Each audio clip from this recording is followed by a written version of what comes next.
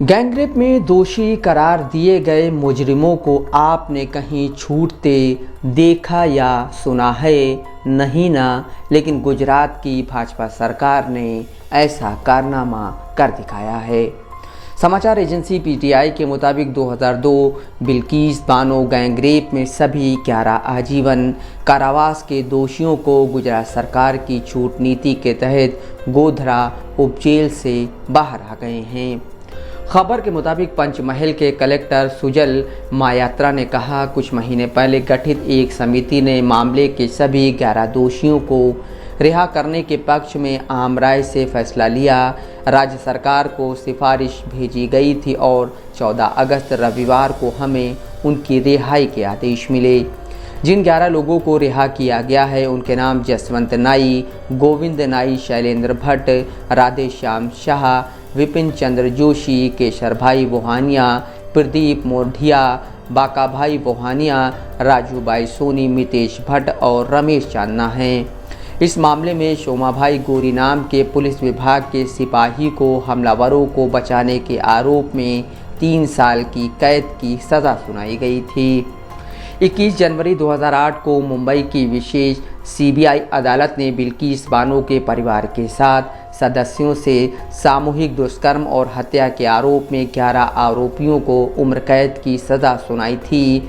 Bombay high court ने उनकी सज़ा सुनाने में देरी की थी। इन दोषियों ने 15 साल से ज़्यादा जेल की सज़ा काट ली थी, जिसके बाद उनमें से एक ने अपनी समय से पहले रिहाई के लिए सुप्रीम कोर्ट का दरवाज़ा खटखटाया था।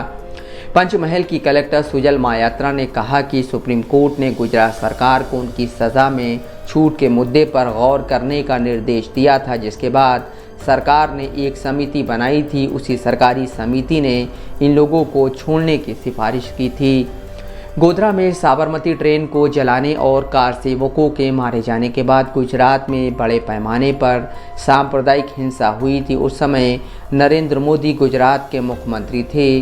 गोधरा कांड के बाद हिंसा के दौरान भागते समय 3 मार्च 2002 को अहमदाबाद के पास रणधिकपुर गांव में बिल्किस बानो करीब 21 साल की थी और 5 महीने की गर्भवती थीं। उनके 3 बच्चे भी मुस्लिम विरोधी दंगों के दौरान मारे गए थे। उनके साथ गैंगरेप की यह घटना हुई थी। बिल्किस बानो की ओर से अदालत में कहा गया था कि उन्मादी भीड़ ने तलवारों, लाठी डंडों से बानो के परिवार पर हमला बोल दिया था, जिसमें उनके परिवार के 8 लोगों की मौत हो गई थी, जबकि 6 लोगों का कुछ पता नहीं चला था। इस हमले में बिल्किस बानो किसी तरह बच गई थी। हमले में बानो की 3 साल की बेटी सालेहा की भी मौत हो गई थी।